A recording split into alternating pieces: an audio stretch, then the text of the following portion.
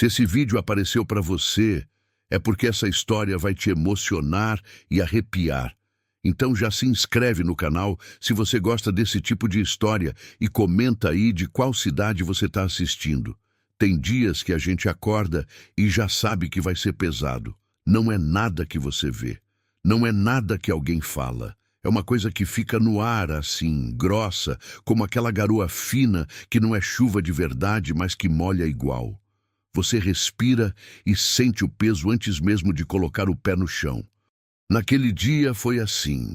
Eu tinha acordado cedo, como sempre, 4:30 da manhã, talvez menos. O galo lá do vizinho Tonho ainda não tinha cantado, e eu já estava de pé, esquentando o café no fogão a lenha, ouvindo o estalo da madeira queimando e olhando pela janela sem cortina para o céu, que ainda era escuro.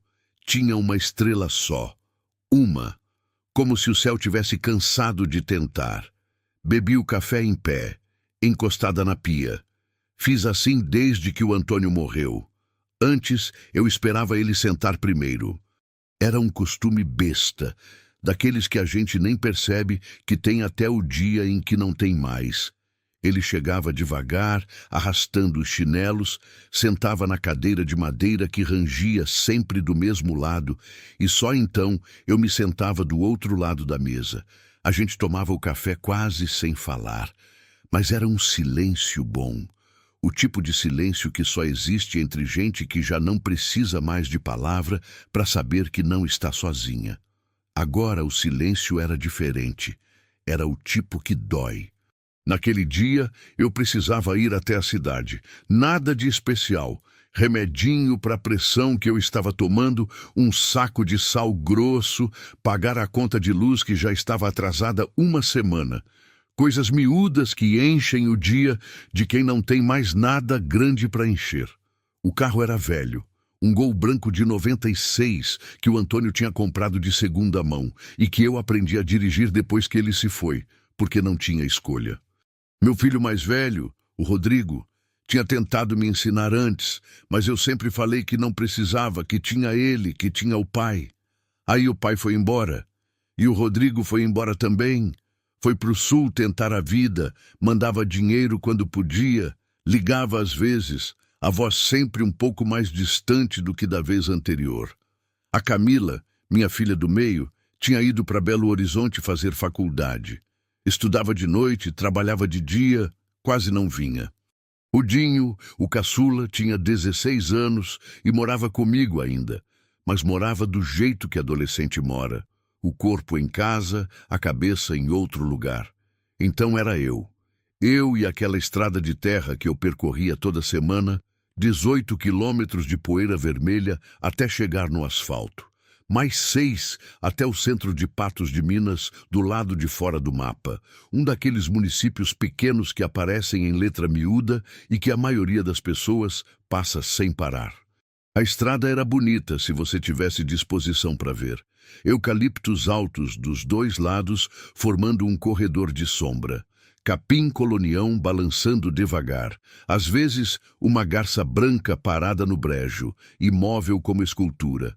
Mas naquele dia, o céu estava fechado, cinzento. Daquele cinza encardido que não é tempestade, é só tristeza. E a beleza da estrada parecia guardada atrás de um vidro que eu não conseguia alcançar. Ia dirigindo devagar, não por cuidado, por cansaço. Foi quando eu os vi. Primeiro pensei que eram 2 postes. Sei que parece absurdo, mas foi isso. 2 vultos escuros parados à beira da estrada, tão quietos que minha cabeça registrou como objetos antes de registrar como pessoas. Quando cheguei mais perto, desacelerei sem querer. Era um casal de idosos. Ele devia ter uns 75, talvez mais. Chapéu de palha puído na cabeça, camisa de manga longa, mesmo no calor abafado, calça de tecido que já tinha visto dias melhores. Estava com uma sacola plástica na mão, daquelas de mercado, branca, com o logo já apagado, e ela estava estufada, pesada, puxando o braço dele para baixo. Ela era menor, mais curva. Usava um vestido florido desbotado, sandália de borracha e abraçava contra o peito uma bolsinha de couro marrom, pequena, oval, como se fosse um bebê dormindo. O cabelo branco estava preso com um grampo simples. Ela olhava para frente, para a estrada, com os olhos semicerrados. Os dois estavam parados, completamente parados.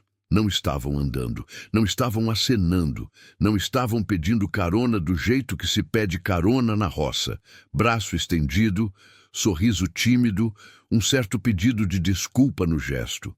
Eles simplesmente estavam lá, como se fossem parte da paisagem, como se aquele fosse o lugar deles no mundo, e ainda assim havia algo errado. Não sei explicar o que era. Era uma sensação que começou na barriga e subiu devagar, como fumaça. Talvez fosse o fato de não ter casa nenhuma por perto. Eu conhecia aquela estrada de cor, e o trecho mais próximo de qualquer construção ficava uns 3 quilômetros atrás. Talvez fosse a quietude deles, uma quietude que não era descanso, era espera. Parei o carro. Fiquei um segundo com as mãos no volante, olhando por aquele para-brisa com uma rachadura fina que ia do canto esquerdo até quase o meio. Pensei em continuar. Pensei que não era da minha conta. Pensei que eu tinha conta de luz para pagar e remédio para comprar e que o mundo estava cheio de gente com problema e eu já tinha os meus. Mas aí olhei de novo para a senhora e reconheci alguma coisa nela. Não ela, não o rosto dela que eu nunca tinha visto. Era outra coisa. Era o jeito que ela segurava aquela bolsinha, com as duas mãos, com uma firmeza que parecia dor disfarçada de cuidado, com aquele aperto de quem sabe que se soltar, perde. Eu conhecia aquele aperto. Era o mesmo com que eu segurava a aliança do Antônio nos primeiros meses, depois que ele se foi. Ficava no meu bolso o dia todo. Na hora de dormir, colocava na palma da mão, fechava o punho e dormia assim. Já acordei com a marca dela impressa na pele mais de uma vez. Desci do carro.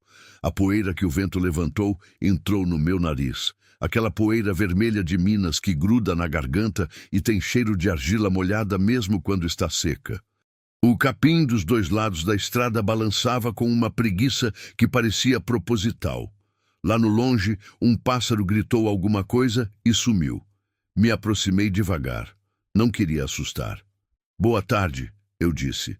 A voz saiu mais baixa do que eu esperava. "O senhor e a senhora estão bem?" Eles se entreolharam. Foi um olhar rápido, mas eu vi. Era um olhar que dizia o que a gente faz. Era um olhar de gente que já aprendeu a desconfiar de bondade, porque bondade nem sempre é de graça. O senhor falou primeiro. "Estamos bem, minha filha." A voz era fraca, mas tinha uma firmeza estranha, quase ensaiada. "Só estamos aguardando alguém." Eu olhei para a estrada nos dois sentidos. Não havia nada. Nem carro, nem moto, nem pessoa. Só aquela fita de terra vermelha se perdendo entre os eucaliptos. "Há quanto tempo estão aqui?" eu perguntei. A senhora respondeu antes que ele pudesse. "Já faz algum tempo", ela disse. E o jeito que ela disse, devagar, sem pressa, como quem está descrevendo algo que não tem medida, me deu um arrepio que começou na nuca e desceu pela espinha toda. Algum tempo. Não era a resposta de quem estava esperando há 20 minutos. Era a resposta de quem já esqueceu como contar. Olhei para o céu. As nuvens tinham fechado mais ainda. O ar estava pesado, elétrico, daquele jeito que fica antes de uma chuva que demora a cair. Um cheiro de terra úmida já estava chegando de algum lugar, trazido pelo vento, promessa de temporal. "Deixa eu levar vocês", eu disse. "Tem qualquer lugar que eu possa deixar. Uma cidade, uma casa de alguém, uma igrejinha, o que for." "Não podemos", o senhor disse. Simples assim, sem explicação. "Não podemos sair daqui", a senhora completou, e desta vez a voz dela tremeu um pouco, uma fratura pequeníssima que ela controlou rápido. "Por quê?", eu perguntei. Ela apertou mais a bolsinha. "Porque aqui é onde ele sabe que a gente está." O vento bateu mais forte nesse momento. O capim se dobrou todo para um lado. Uma folha seca passou voando entre nós três, como se estivesse com pressa de ir embora. Eu fiquei parada. Devia ter voltado para o carro. Devia ter dito Deus abençoe, como a gente diz quando não sabe mais o que dizer, e ter ido embora. Tinha conta para pagar, tinha remédio para buscar, tinha a minha vida pequena e pesada me esperando do outro lado. Mas não fui. Porque havia uma pergunta que eu precisava fazer. Não sabia ainda por quê, mas ela estava na ponta da língua, urgente, como quando a gente acorda de um sonho com uma palavra na boca e não lembra o sonho. Quem vocês estão esperando? Eu perguntei. O silêncio que se seguiu durou tempo demais. O senhor olhou para a estrada. A senhora olhou para o chão. E então os dois se olharam de novo. E desta vez o olhar era diferente. Não era mais o que a gente faz. Chegou a hora. O senhor tirou o chapéu. Passou a mão no cabelo branco, ralo. Respirou fundo. Alguém que não deveria mais voltar. Ele disse, com uma voz que parecia vir de muito longe dentro dele. Mas vai. O arrepio voltou. Desta vez, não saiu mais. E eu soube, naquele momento, antes de saber qualquer coisa, antes da foto, antes do nome, antes de tudo, que aquele encontro ia me custar alguma coisa, que eu ia pagar um preço por ter parado. E que, mesmo sabendo disso, mesmo sentindo aquele peso descendo pelo meu peito como pedra em água funda, eu não ia embora. Ofereci água. Eles aceitaram.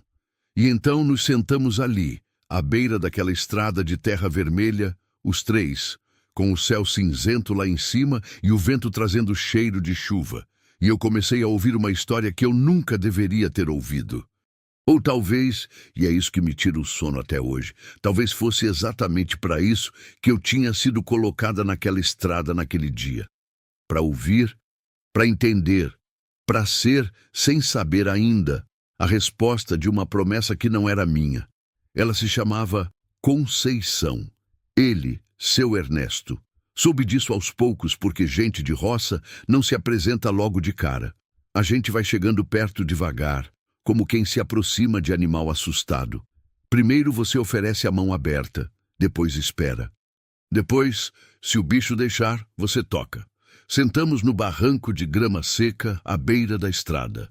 Eu tinha uma garrafinha de água no carro, daquelas de plástico, meio quente já pelo calor do banco, e uma sacola com 2 pães de queijo embrulhados em papel que eu tinha comprado na padaria de madrugada antes de sair. Ofereci tudo. Eles aceitaram com aquela delicadeza de gente pobre que foi ensinada a não pedir, mas que está com fome. Seu Ernesto comeu devagar. Mastigava com cuidado, como se o pão fosse algo precioso que não podia ser desperdiçado nem pela pressa. Dona Conceição segurou o pão de queijo nas 2 mãos por um longo tempo antes de morder. Olhava para ele como se estivesse lembrando de outra coisa. Outro pão, outra época, outra cozinha com cheiro de queijo derretendo e alguém do lado. "A senhora tem filho?" Ela me perguntou de repente. "Tenho 3", eu disse. 2 já foram, o caçula ainda está comigo. Ela assentiu devagar, como se aquilo confirmasse algo que ela já sabia. "Filho que vai embora", ela falou baixinho, quase para si mesma. "Leva um pedaço da gente junto, e a gente fica aqui com o buraco aberto, esperando ele voltar para tapar." Seu Ernesto olhou para ela, não falou nada, mas a mão dele foi devagar até a mão dela e ficou lá, por cima, quieta. Aquele gesto simples me apertou o coração de um jeito que eu não esperava. 40 anos juntos, pelo menos. Eu calculei olhando para eles. 40 anos de estrada, de luta, de silêncio e de mão por cima da mão. E ainda assim estavam sentados naquele barranco de terra, como se o mundo tivesse acabado e sobrado só eles 2. Perguntei de onde eram. Eram do norte de Minas. Uma cidade pequena chamada Chapada Gaúcha, perto do Parque das Sempre Vivas, lugar de cerrado bravo, de veredas, de buritis altos e rios que nascem do nada no meio da pedra. Eu nunca tinha ido, mas conhecia de nome. Conhecia pelo jeito que conhecemos os lugares que existem só no mapa da nossa imaginação. Um nome, uma cor, uma vaga sensação de distância. Tinham vivido a vida inteira numa pequena propriedade de uns 20 alqueires. Criavam gado, plantavam mandioca, milho, feijão. Viveram com pouco, mas viveram. Criaram 3 filhos. Uma menina que morreu de febre quando tinha 2 anos, uma moça que casou e foi embora para Montes Claros e visitava às vezes, e um rapaz. O rapaz se chamava Jonas. Quando Dona Conceição disse o nome, eu percebi alguma coisa mudar nela. Era sutil, um enrijecimento pequeno nos ombros, uma respiração que ficou 1 milímetro mais curta, como quando a gente toca numa cicatriz que nunca fechou direito. Jonas era o mais novo, ela disse. Sempre foi diferente dos outros, inteligente demais para ficar na roça, todo mundo falava. Professor da escola municipal disse que ele tinha que estudar, que seria desperdício deixar apodrecer ali.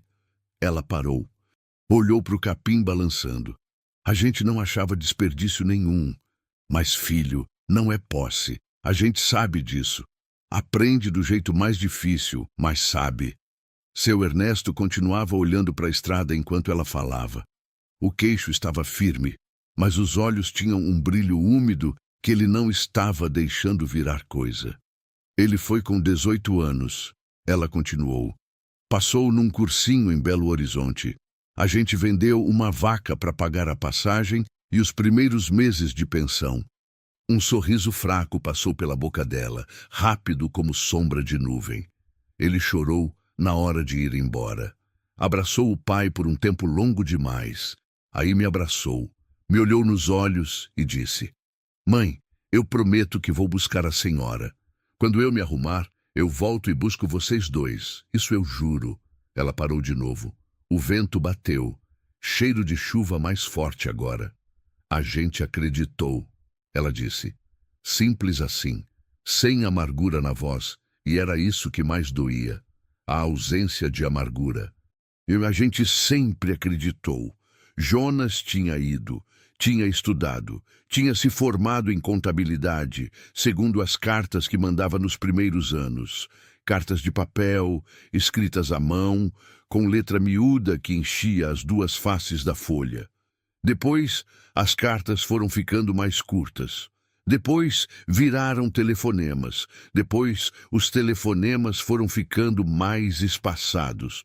Depois, durante um tempo, ele tinha parado de ligar. Voltou uma vez, aos 24 anos. Ficou 4 dias. Trouxe presentes. Um rádio novo, um cobertor de lã, uma caixa de biscoito amanteigado. Estava diferente. Não no rosto. O rosto era o mesmo. Os olhos verdes escuros do pai. O sorriso torto da mãe. Era diferente por dentro. Havia uma pressa nele que antes não existia. Uma pressa de ir embora, que ele tentava esconder, mas que vazava em cada olhada para o relógio, em cada resposta curta, em cada sorriso que não chegava até os olhos. Na manhã em que foi embora, Dona Conceição disse que acordou cedo para fazer o café dele.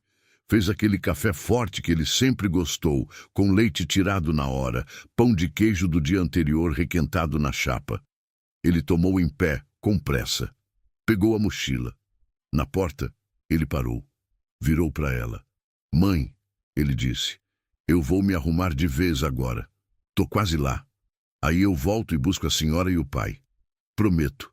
Ela disse que sorriu. Disse que falou, eu sei, filho. Disse que ficou parada na porta vendo a poeira do carro dele sumir na curva da estrada. Disse que ficou esperando ele voltar pela curva, como criança que acha que despedida pode ser desfeita se a gente ficar parado no lugar certo tempo suficiente. Ele não voltou pela curva. Os anos foram passando. O rádio que ele tinha trazido estragou. O cobertor foi ficando puído. A caixa de biscoito virou memória. Às vezes ele ligava. Cada vez menos. A última vez que tinha ligado, Dona Conceição não soube me dizer direito. Se fazia 2 anos, 3, ela não tinha mais certeza. O tempo na roça é diferente. Não anda em linha reta, anda em círculo, rodando nas mesmas tarefas, nas mesmas estações, no mesmo capim que nasce e morre e nasce de novo. O que ela sabia era o seguinte: a propriedade tinha sido vendida. Precisaram vender para pagar dívida de doença. Seu Ernesto tinha tido um problema no coração, cirurgia cara, e o que tinham guardado a vida toda não foi suficiente. A filha de Montes Claros ajudou com o que podia, mas o que podia não era muito. Sem a terra, foram morar de favor na casa de uma sobrinha por um tempo. Depois, a sobrinha precisou da casa. Foram para um quarto alugado, num bairro que Dona Conceição descreveu como um lugar onde as paredes suavam de noite e o cachorro do vizinho uivava todo dia antes do amanhecer.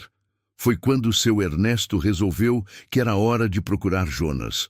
Tinham um endereço antigo, de uma carta de 4 anos atrás, uma rua de Uberlândia. Foram de ônibus. Chegaram na rua. O endereço existia, mas Jonas não morava mais lá. O novo morador disse que não conhecia nenhum Jonas. O vizinho de frente disse que lembrava de um rapaz assim, mas que ele tinha ido embora uns 2 anos antes, não sabia para onde. Voltaram sem encontrá-lo. Mas não desistiram, porque era o jeito deles. Porque 40 anos de roça ensinam que a chuva não vem quando você quer, a planta não nasce quando você quer, e o filho não volta quando você quer.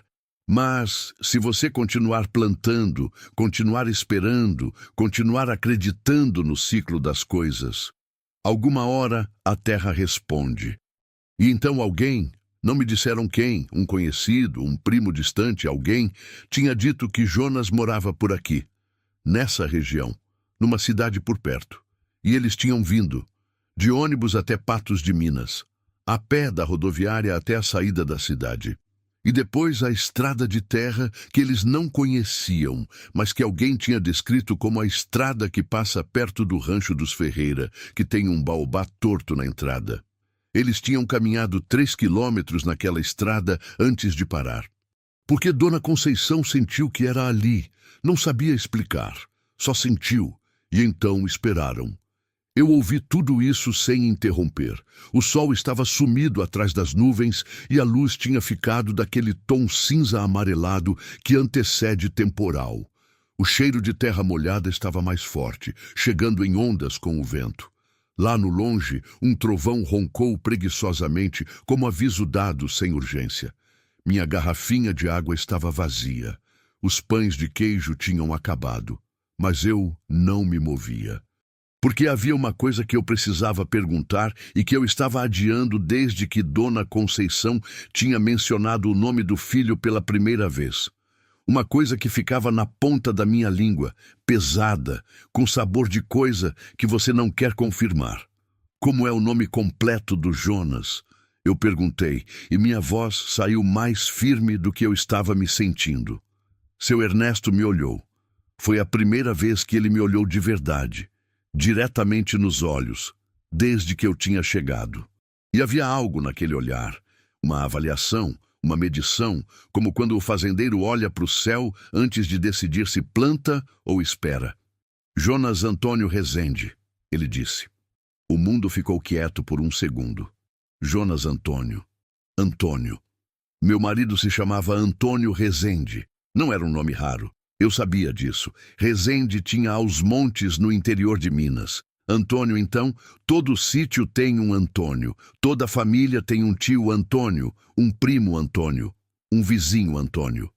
Mas alguma coisa, aquela coisa sem nome que mora no fundo do estômago e que não precisa de lógica para funcionar, alguma coisa apertou forte dentro de mim. A senhora tem foto dele? Eu perguntei. Dona Conceição me olhou. Demorou. Depois abaixou os olhos para a bolsinha de couro que ela tinha carregado apertada contra o peito durante toda aquela conversa. Afrouxou os dedos devagar, como quem está abrindo algo sagrado. Abriu o fecho. Enfiou a mão dentro com um cuidado que eu nunca vi ninguém ter com nenhum objeto material na minha vida. E tirou uma fotografia, pequena. Bordas amassadas, branco e preto, não, colorida, mas daquelas cores desbotadas dos anos 80 que parecem que foram pintadas com aquarela fraca, O papel estava levemente ondulado, como se tivesse molhado alguma vez e secado torto. Ela me entregou com as mãos tremendo. Eu peguei, olhei, e o mundo parou. Era ele. Mais jovem, muito mais jovem, devia ter uns 20 e poucos anos na foto, cabelo preto ainda, sem o grisalho das têmporas que eu conheci. Estava de camisa xadrez, sorrindo de lado, aquele sorriso torto que eu aprendi a amar antes mesmo de entender o que era amor. Estava parado em frente a uma cerca de arame, com o campo atrás e o céu azul de cerrado. Eu conhecia aquele sorriso. Eu tinha dormido do lado daquele sorriso por 11 anos. Eu tinha enterrado aquele sorriso numa tarde de março com chuva fina, num cemitério de cidade pequena, com 3 filhos do lado e uma dor no peito que eu achei que nunca ia sarar. Minhas mãos começaram a tremer. Quem é essa pessoa na foto? Eu perguntei, e minha voz saiu partida no meio, como galho seco que cede sem avisar. É o Jonas, Dona Conceição disse. Nosso filho. Eu levantei os olhos dela para a foto. Da foto para ela. Dela para seu Ernesto. Seu Ernesto estava me olhando com aquela expressão que eu não soube definir na hora. Só depois, muito depois, acordada às 3 da manhã com o coração disparado, eu entendi o que era. Era reconhecimento, era o olhar de quem vê em você alguma coisa que você ainda não viu em si mesma. Como ele era? Eu perguntei, e já sabia que não devia perguntar. Já sabia que a resposta ia me custar algo que eu não tinha preço para pagar. Dona Conceição sorriu. Um sorriso doído, daqueles que carregam mais saudade do que alegria. Era calado, ela disse, mas quando falava todo mundo parava para ouvir. Tinha uma voz assim, ela procurou a palavra grave, que chegava antes dele entrar no cômodo. Meu coração bateu uma vez, forte, fora do ritmo. Antônio tinha uma voz assim, e tinha um jeito de inclinar a cabeça quando estava pensando. Ela continuou, assim para o lado direito, como se estivesse ouvindo alguma coisa que só ele escutava. Eu fechei os olhos, abri de novo. O Jonas, eu disse devagar, pesando cada sílaba. Ele tinha um sinal, uma marca no corpo. Dona Conceição parou, olhou para o marido. Seu Ernesto fechou os olhos por um segundo. Tinha, ela disse baixinho, uma cicatriz pequena no queixo, do lado esquerdo. Caiu de bicicleta quando tinha 8 anos. Precisou de ponto. Eu soltei a foto. Ela caiu na grama seca entre nós. Nenhum dos 3 se moveu para pegar, porque a cicatriz no queixo, do lado esquerdo, pequeníssima, que eu beijei centenas de vezes sem nunca perguntar de onde vinha, era do meu marido. Era do Antônio. Era do Jonas. Era do mesmo homem. A primeira gota de chuva caiu na minha mão direita, fria, pesada, certeira, como se o céu tivesse esperado esse momento específico para começar. Eu olhei para Dona Conceição. Ela me olhava com aqueles olhos que já tinham chorado tanto que tinham aprendido a segurar as lágrimas por mais tempo do que parecia humano. E eu entendi, naquele instante, antes de dizer uma palavra, antes de decidir o que dizer, o que omitir, o que proteger, o que revelar, eu entendi que a promessa que o Jonas tinha feito àquela velha, à beira da estrada, ainda estava viva. Estava viva, porque eu estava viva. E que de algum modo torto e doloroso e completamente inexplicável, eu era tudo que restava dela. A chuva não chegou de uma vez. Veio do jeito que as coisas difíceis costumam vir, devagar, por partes, dando tempo para você pensar que talvez não fosse acontecer. Primeiro aquela gota na minha mão, depois outra na folha seca do capim, depois um cheiro mais forte de terra molhada, aquele cheiro de petricor que em outro dia seria bonito, seria até reconfortante, mas que naquele momento cheirava a algo sendo desenterrado. Eu não me movi. Dona Conceição não se moveu. Seu Ernesto olhava para o chão, para o lugar onde a foto tinha caído, e tinha uma expressão no rosto dele que eu só consigo descrever assim. Era o rosto de alguém que passou a vida inteira carregando um peso e que finalmente, depois de décadas, vê outra pessoa notando que o peso existe. Não é alívio, é algo mais complicado do que alívio. É o medo de que, agora que alguém viu, não dê para fingir mais que não dói. Eu me abaixei e peguei a foto do chão. As bordas já tinham pegado um pouco de umidade da grama. Passei o polegar com cuidado, como se eu pudesse secar sem machucar. Olhei de novo para o rosto do homem na foto. Procurei alguma coisa que me dissesse que eu estava errada, que era parecença, que o mundo está cheio de rostos parecidos e que eu estava confundindo saudade com evidência. Mas a cicatriz no queixo esquerdo, aquilo não era parecença, aquilo era prova. Devolvi a foto para Dona Conceição. Ela pegou e guardou na bolsinha sem olhar, com aquele gesto automático de quem já fez aquilo milhares de vezes. Guardou e apertou a bolsinha contra o peito de novo. A senhora conhece ele, ela disse. Não foi pergunta. Eu olhei para ela. Conhecia, eu disse. Uma palavra só, mas ela pesou tonelada. Seu Ernesto levantou os olhos do chão. Os dois me olhavam agora, e havia uma tensão entre eles, uma comunicação silenciosa de casal velho, daquelas que acontecem sem gesto, sem palavra, só no ar entre dois corpos que passaram tempo demais juntos para precisar de intermediário. O que quer dizer conhecia? Dona Conceição perguntou. A voz estava quieta, mas firme. Era a voz de mulher que já enfrentou coisa pior do que resposta ruim e que prefere a verdade por mais que ela corte. Eu respirei fundo. A chuva bateu mais forte por um segundo, uma rajada, e depois recuou de novo para a garoa fina. O eucalipto mais alto balançou todo. Uma folha longa veio voando e pousou no meu colo. O Antônio, eu disse, e parei. Recomecei. O homem com quem eu fui casada por 11 anos se chamava Antônio Rezende. Cada palavra saindo com esforço, como puxar raiz do chão duro. Ele morreu há 3 anos, infarto, dormindo, não acordou mais. Silêncio. Dona Conceição ficou completamente imóvel. Seu Ernesto fechou os olhos. Tinha uma cicatriz no queixo. Eu continuei, porque precisava terminar. Porque se eu parasse no meio, eu não ia mais conseguir. Do lado esquerdo. Pequena. Ele nunca me contou de onde vinha. A chuva parou completamente por um momento absurdo, como se até ela quisesse ouvir. E então, Dona Conceição fez uma coisa que eu não esperava. Ela não chorou. Ela apenas fechou os olhos, inclinou a cabeça levemente para cima, como quem está olhando para o céu mesmo com os olhos fechados, e ficou assim por um tempo que não sei medir. Seus lábios se moveram ligeiramente, sem som.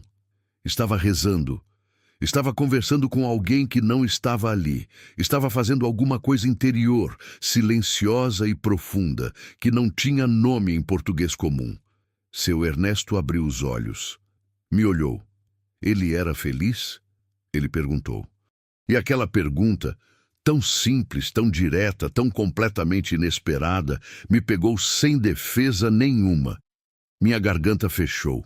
Pisei rápido várias vezes. Olhei para o lado, para o eucalipto, para o capim, para qualquer coisa que não fosse aquele velho de chapéu puído que estava me pedindo, com os olhos úmidos e a voz firme, a única coisa que ele ainda podia receber do filho. Era, eu disse, quando a garganta deixou. Era feliz. Ficamos em silêncio por um bom tempo depois disso. A chuva voltou, fina e constante, aquela chuva de sertão que não tem pressa. Eu fui buscar o guarda-chuva no carro. Tinha um velho, de cabo quebrado, que ficava jogado no banco de trás fazia meses. Abri sobre os 3 de um jeito que não cobria ninguém direito, mas nenhum de nós reclamou. Ficamos sentados naquele barranco molhado, como se tivéssemos todo o tempo do mundo. Talvez porque, de certa forma, tínhamos. Não havia mais pressa. A conta de luz podia esperar. O remédio podia esperar. O mundo lá fora, com suas obrigações e seus horários, Parecia muito distante daquela estrada de terra que a chuva estava escurecendo, transformando a poeira vermelha em lama cor de ferrugem. Foi seu Ernesto quem quebrou o silêncio. Você sabe por que ele mudou o nome? Ele perguntou. Eu olhei para ele. Mudou. Quando foi para a cidade. Ele falou devagar, pesando as palavras. O Jonas sempre falou que o nome Jonas era nome de fracasso. Nome de homem que fica preso na barriga do peixe. Um sorriso triste passou pelo rosto dele. Eu falei que Jonas saiu da barriga do peixe, mas ele disse que preferia não entrar, que ia recomeçar com outro nome. Antônio, o nome que eu conhecia. O nome que eu gritei de alegria e de raiva e de amor por 11 anos. O nome que eu coloquei na pedra do cemitério em letras gravadas que a chuva não apaga. Jonas Antônio Rezende tinha virado só Antônio Rezende. Tinha abandonado o Jonas como a cobra abandona a pele, inteiramente, sem olhar para trás. Mas a cobra ainda é cobra. E o Jonas ainda estava dentro do Antônio, enterrado fundo, naquele silêncio dele que eu sempre achei que era timidez, mas que talvez fosse outra coisa. Naquela distância que ele mantinha de algumas conversas, de algumas perguntas.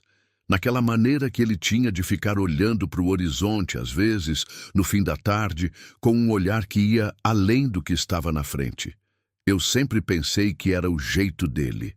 Nunca imaginei que fosse uma direção. Ele sabia onde vocês estavam? Eu perguntei e me arrependi imediatamente. Mas seu Ernesto respondeu sem hesitar. Sabia. Pausa. A gente nunca mudou de endereço até perder a terra. Depois a gente tentou avisar, mas o número que a gente tinha dele não atendia mais. E a filha de Montes Claros? Ela não tinha contato com ele? Os dois se entreolharam. A Marlene e o Jonas nunca foram chegados. Dona Conceição disse, abrindo os olhos finalmente. Estavam secos.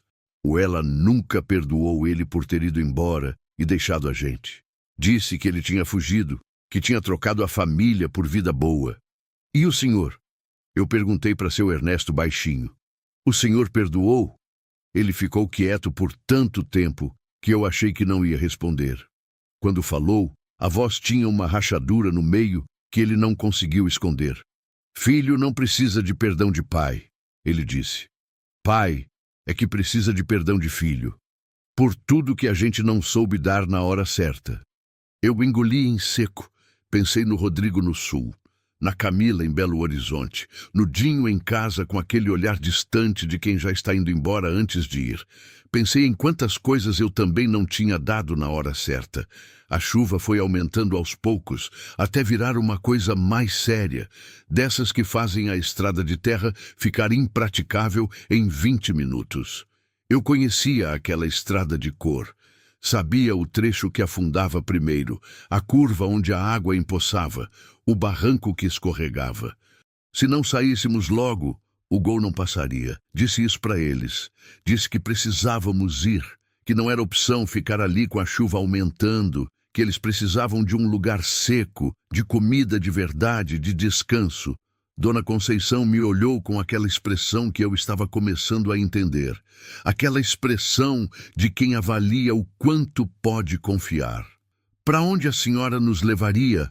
Ela perguntou. Eu abri a boca para dizer tem uma pousada na cidade. Tem a casa da dona Geralda que aluga quarto. Palavras práticas, soluções de gente organizada. Mas o que saiu foi outra coisa. Para minha casa, eu disse. E me surpreendi ao dizer, não tinha planejado, não tinha pensado. Saiu como saem as coisas que são certas antes de serem convenientes, direto, sem elaboração, como respiração.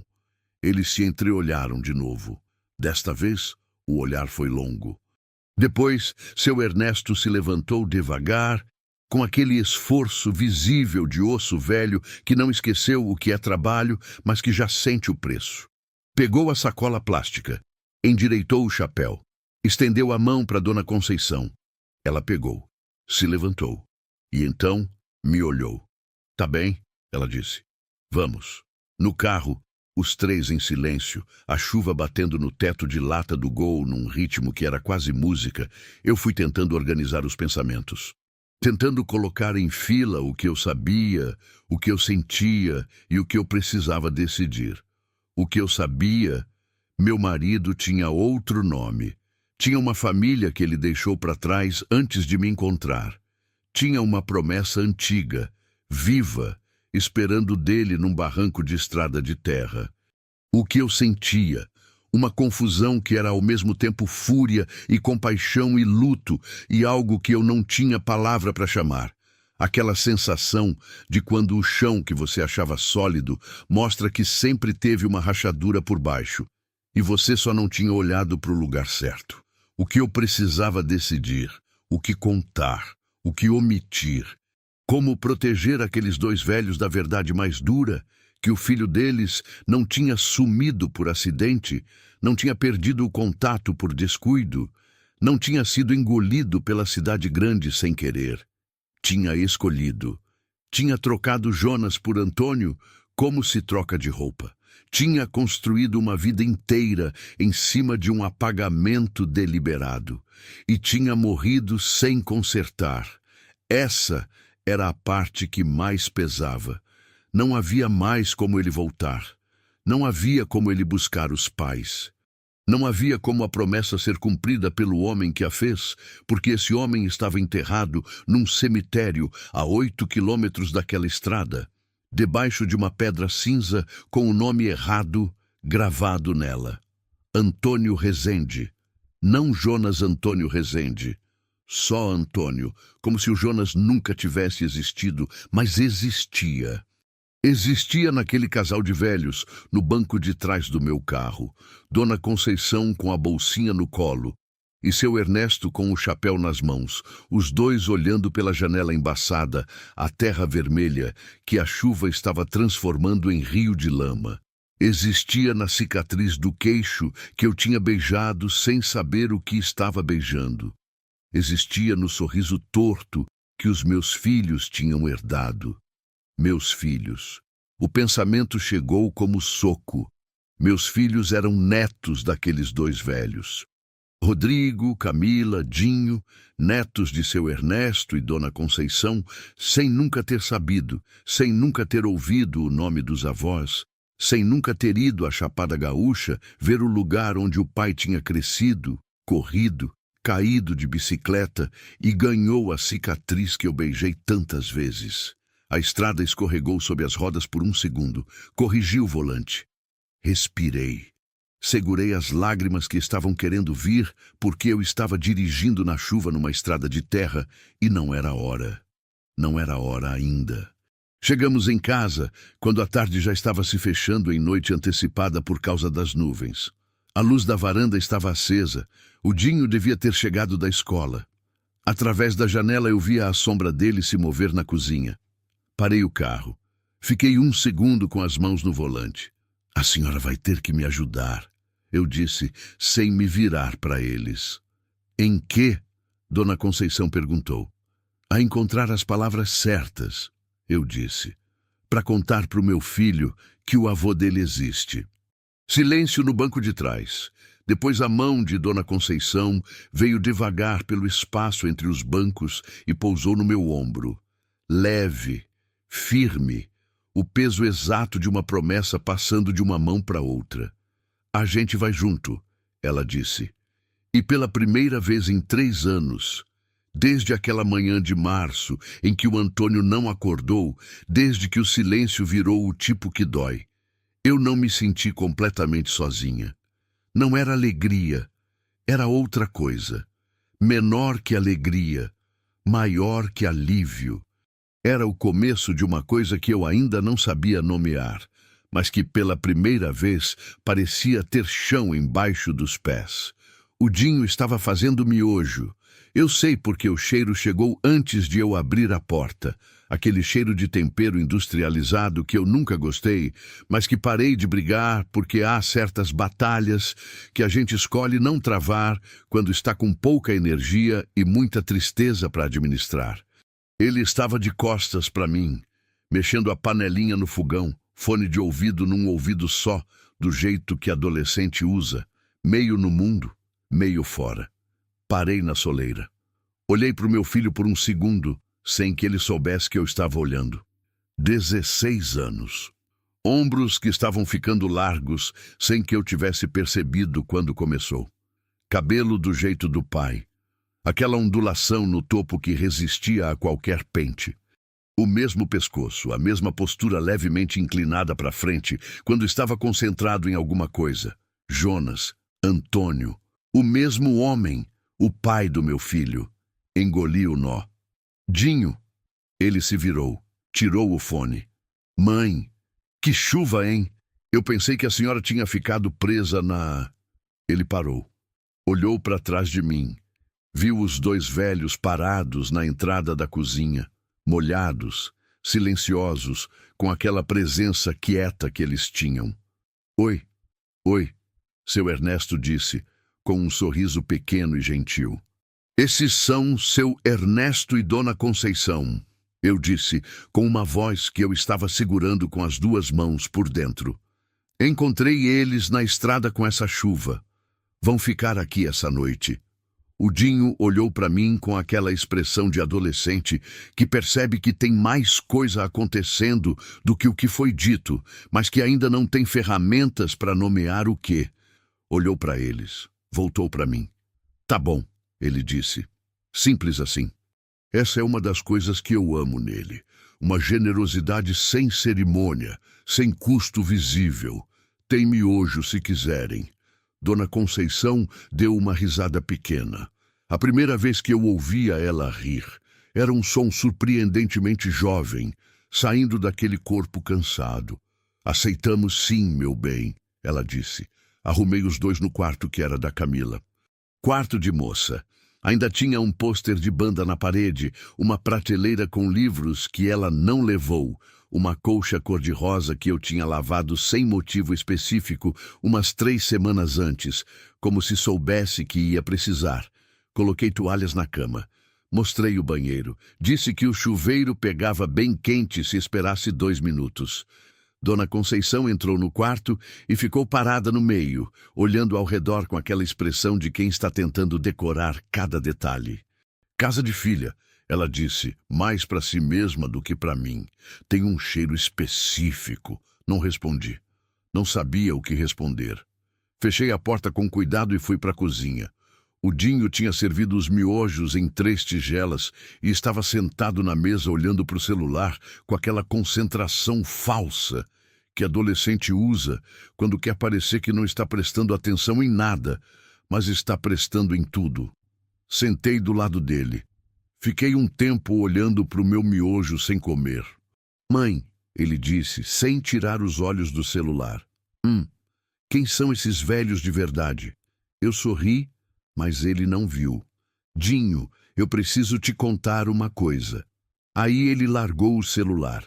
Quando o filho larga o celular sem que você mande, é porque a voz da mãe disse alguma coisa que o corpo dele reconheceu antes da cabeça. Aquele alerta primitivo de que o mundo está prestes a mudar de forma. Ele me olhou. Eu olhei para ele. E vi o pai no rosto dele tão claramente que precisei desviar os olhos por um segundo.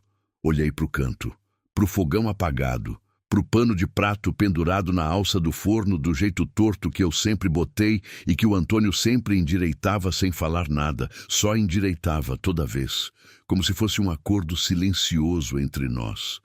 Respirei fundo e comecei a contar. Não contei tudo de uma vez. Fui devagar. Comecei do encontro na estrada, dos 2 velhos parados na chuva, da água e do pão de queijo e da história que eles foram contando aos pedaços. Fui chegando na foto por um caminho que tentou ser suave, mas que eu sabia não tinha como ser. O Dinho ouviu tudo sem interromper. Isso me surpreendeu. Ele era menino de interromper, de perguntar antes de eu terminar, de adiantar o fim das histórias com palpite errado e sorriso de satisfação.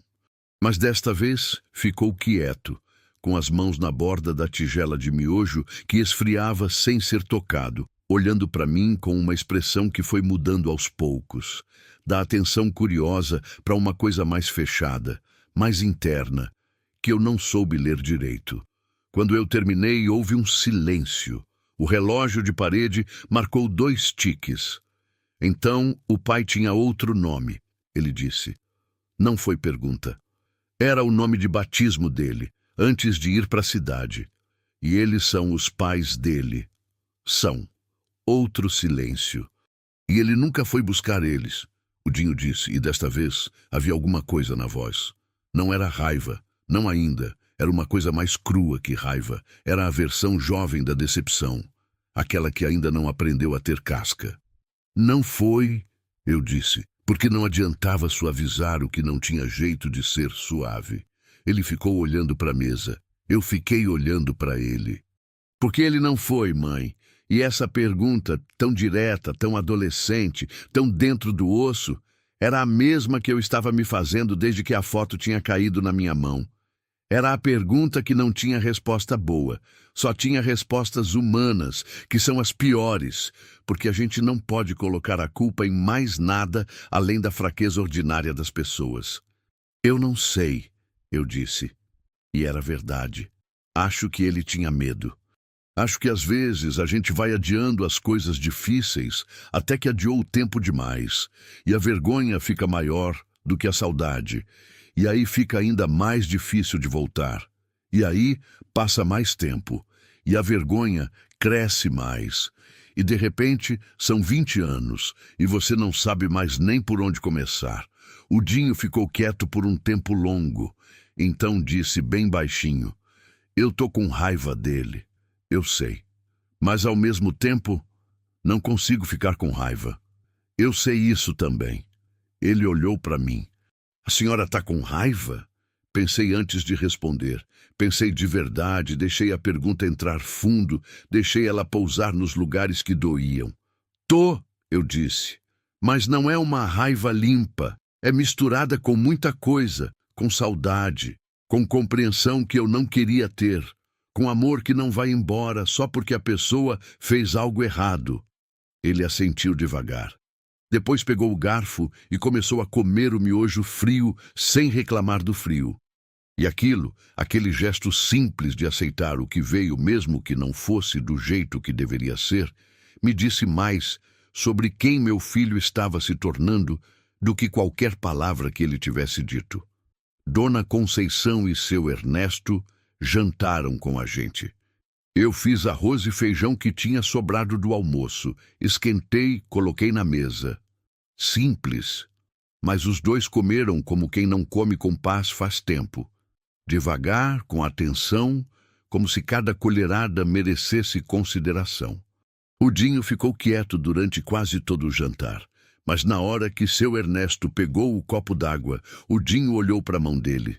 Aquela mão grande, grossa, de nó de dedo saliente de quem trabalhou a vida inteira na terra. E disse: o senhor conhecia meu pai? Seu Ernesto poisou o copo, me olhou rapidamente, um olhar que perguntava: a senhora já contou? Respondi com um olhar mínimo que dizia: contei. Ele voltou para o Dinho. Conhecia, ele disse, desde o dia que ele nasceu. O Dinho engoliu. Como ele era? Quando era novo? E então aconteceu uma coisa que eu não esperava. Seu Ernesto sorriu. Um sorriso verdadeiro, largo, que abriu o rosto dele e mostrou a pessoa que ele tinha sido antes do cansaço. Um homem que amou o filho, que se orgulhou do filho, que sofreu pelo filho e que nunca, em nenhum momento, deixou de ser pai. Era teimoso, ele disse. Igual a você está me parecendo. O Dinho deu uma risada baixa, surpresa, involuntária. Dona Conceição olhou para o neto que nunca conheceu, e eu vi as lágrimas finalmente virem, silenciosas, escorregando pelo rosto dela sem drama, sem soluço, como chuva que não precisa de trovão. Ela não limpou, deixou escorrer, como se aquelas lágrimas merecessem o caminho inteiro. Depois do jantar, enquanto o Dinho lavava a louça e seu Ernesto dormia na cadeira da sala com o chapéu no colo, eu sentei com Dona Conceição na varanda. A chuva tinha parado. O cheiro de terra molhada estava em todo lugar, aquele cheiro que limpa o ar de tudo que estava pesado. O céu tinha aberto um pouco e aparecido umas estrelas. Não muitas, 2, 3, espalhadas, mas aparecido. Ficamos em silêncio por um tempo que foi confortável de um jeito que eu não esperava. A senhora precisa saber de uma coisa, Dona Conceição disse por fim. Eu olhei para ela. Quando a gente soube que ele tinha morrido, e eu nem perguntei como ela tinha sabido, havia muita coisa que eu não tinha energia de perguntar ainda, a gente ficou muito tempo sem conseguir entender. Não a morte. A morte a gente entende, a gente da roça convive com ela desde sempre. O que a gente não entendia era o silêncio antes, os anos sem notícia. A gente passava a noite acordado tentando entender o que a gente fez de errado. Não foi nada que vocês fizeram, eu disse com uma firmeza que me surpreendeu. A gente sabe disso agora. Ela olhou para o céu, mas levou tempo. Muito tempo. Deus foi paciente com a nossa raiva. Vocês ficaram com raiva de Deus? Ela me olhou com um sorriso de canto de boca. Fiquei com raiva de tudo. Do Jonas, do Deus, do tempo, da estrada que ele pegou, do caminhão que trouxe ele até a cidade, de mim mesma por ter deixado ir. E passou, passou. Ela parou, não sumiu, passou. Tem diferença. Quando passa, você ainda lembra que existiu, mas não corta mais. Virou só parte da história. Eu olhei para o quintal escuro, para o pé de manga que o Antônio tinha plantado quando a Camila nasceu e que ainda não tinha dado fruta. 15 anos de árvore e nenhuma manga. Eu sempre reclamava. Ele sempre dizia, espera.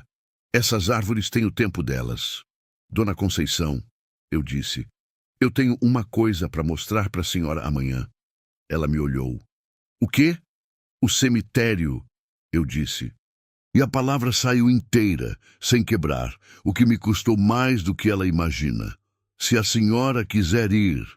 Ela ficou quieta. O grilo cantou no mato escuro do quintal. Quero, ela disse, com uma simplicidade que era tudo. Naquela noite, deitada na minha cama, olhando para o teto escuro, eu fiquei tentando organizar o que eu estava sentindo. Era muita coisa ao mesmo tempo. Raiva. Sim, ainda.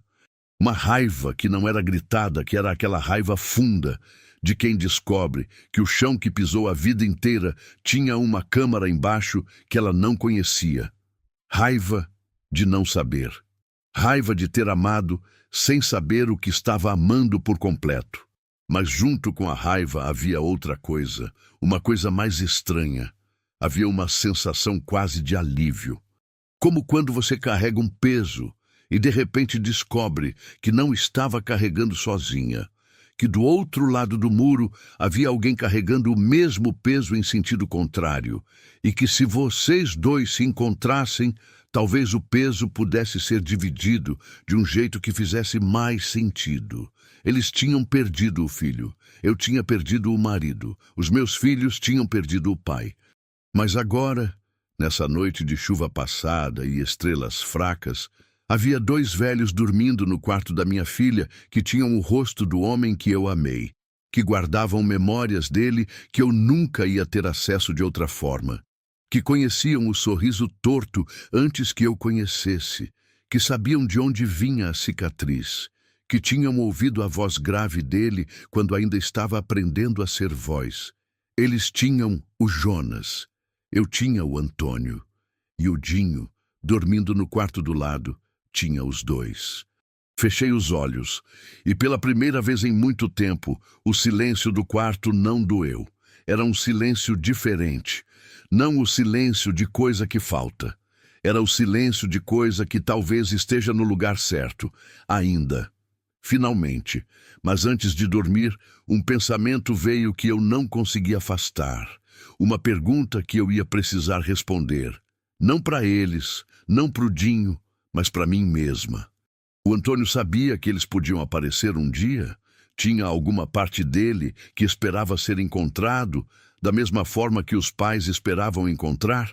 E se tinha, Se havia algum canto naquele homem que eu amei, que vivia em espera de ser reconhecido de volta, porque ele nunca me contou, porque ele carregou isso sozinho, porque preferiu ser Antônio inteiro a ser Jonas pela metade.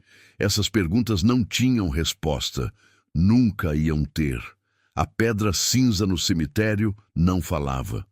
Mas amanhã eu ia levar os pais dele até lá, e de algum modo, eu não sabia como, não sabia com que palavras, eu ia precisar encontrar uma forma de apresentar o Antônio que eu conhecia ao Jonas, que eles perderam, e torcer para que nesse encontro impossível entre os vivos e o que restou dos mortos houvesse espaço para alguma coisa parecida com paz. Acordei antes do galo. Fiquei deitada por um tempo, ouvindo a casa respirar. O som do telhado ainda pingando do lado do quintal. Uma goteira antiga que o Antônio sempre ia consertar e nunca consertava. E que eu mantive assim depois que ele foi, não por desleixo, mas porque havia dias em que eu precisava daquele ping-ping constante. Era uma presença, era um ritmo, era algo que continuava mesmo quando tudo parecia ter parado. Do quarto da Camila não vinha nenhum som. Do Dinho, eu ouvia a respiração pesada de adolescente que dorme fundo como quem não deve nada ao mundo. Ou como quem processou coisa demais num só dia e o corpo decidiu cobrar a conta no sono. Me levantei devagar, coloquei água no fogão. Fui até a janela da cozinha e fiquei olhando para o quintal, enquanto o céu ia clareando por graus, daquele roxo escuro até o rosa cinza do amanhecer de Minas, que é uma das coisas mais bonitas que eu conheço e que eu passei um bom tempo sem conseguir ver como bonita. O pé de manga estava ali, quieto, verde escuro, pesado de folha, mas sem fruta como sempre. Essas árvores têm o tempo delas. Coloquei a mão na vidraça fria. Tá bom, Antônio, eu disse, bem baixinho para ninguém. Eu tô esperando. Dona Conceição acordou quando o café estava pronto. Apareceu na cozinha de vestido limpo, tinha trocado pela noite, devia ter trazido uma muda na sacola. Com o cabelo ainda solto, branco e fino, caindo pelos ombros. Sem o grampo, ela parecia mais velha e ao mesmo tempo mais ela mesma. Como se o grampo fosse uma armadura pequena que ela usava para enfrentar o mundo e que de manhã cedo ainda não tinha posto. Sentou sem cerimônia. Aceitou o café com as duas mãos no copo. Dormiu? Eu perguntei. Dormi, ela disse. Faz tempo que não dormia assim. Olhou para o copo. Cama de filha tem um cheiro de segurança que a gente não encontra em outro lugar. Fiquei quieta, deixei ela ter aquilo. Seu Ernesto apareceu logo depois, já com o chapéu, como se tivesse acordado completamente vestido. Sentou, tomou o café, comeu o pão com manteiga que eu coloquei na mesa, tudo em silêncio, com aquela dignidade tranquila de homem velho que já não precisa mais preencher espaço com palavra. O Dinho apareceu por último, de cabelo em pé, uniforme escolar torto. Hoje não tem aula, eu disse antes que ele perguntasse. Ele me olhou. Por quê? Porque você vai vir comigo. Ele entendeu. Não perguntou para onde. Voltou para o quarto endireitar o cabelo. Saímos por volta das 8 da manhã. O dia tinha nascido limpo depois da chuva. Daquele limpo que só existe na manhã seguinte à tempestade. Quando o ar ainda guarda o cheiro de terra lavada e tudo parece ter sido passado a ferro. O céu estava azul, de um azul sério, sem nuvem, aquele azul de cerrado que não pede licença. Os quatro no Gol branco, eu dirigindo, Dinho na frente, Dona Conceição e seu Ernesto atrás. A estrada de terra tinha ficado diferente depois da chuva. A poeira vermelha tinha virado uma lama mais escura, mais densa, que os pneus iam cortando com um som úmido. As poças nos buracos brilhavam. Os eucaliptos tinham lavado as folhas e estavam de um verde quase ofensivo de tão vivo. Ninguém falou durante boa parte do caminho. Era um silêncio de quem está se preparando. Cada um à sua maneira, com sua carga, indo em direção à mesma pedra cinza por razões diferentes, ou talvez pela mesma razão, só que chegando por caminhos que nunca deveriam ter se encontrado e que, por alguma providência que eu desisti de chamar de acaso, se encontraram numa tarde nublada numa estrada de terra. O cemitério da cidade era pequeno. Ficava numa colina baixa, cercado por um muro de tijolo branco que precisava de pintura, com um portão de ferro que rangia sempre. Tinha uns 200 túmulos, talvez menos. Muitos com flores de plástico desbotadas. Alguns com foto em cerâmica, aquelas fotos ovais que o tempo vai apagando por dentro até sobrar só o contorno. Eu conhecia o caminho de cor. Tinha percorrido aquele chão irregular de pedra portuguesa e grama aparada incontáveis vezes nos últimos 3 anos. Nos primeiros meses, ia toda semana. Depois foi espaçando, não por esquecimento, por sobrevivência. Às vezes, visitar demais é uma forma de não conseguir seguir em frente, e eu precisava seguir. Mas meus pés conheciam o caminho. 4ª fileira, lado direito. Debaixo de um ipê amarelo que florescia em julho e cobria o chão de pétalas que o coveiro varrinha toda manhã, um pouco aborrecido, mas que eu sempre achei que o Antônio teria gostado.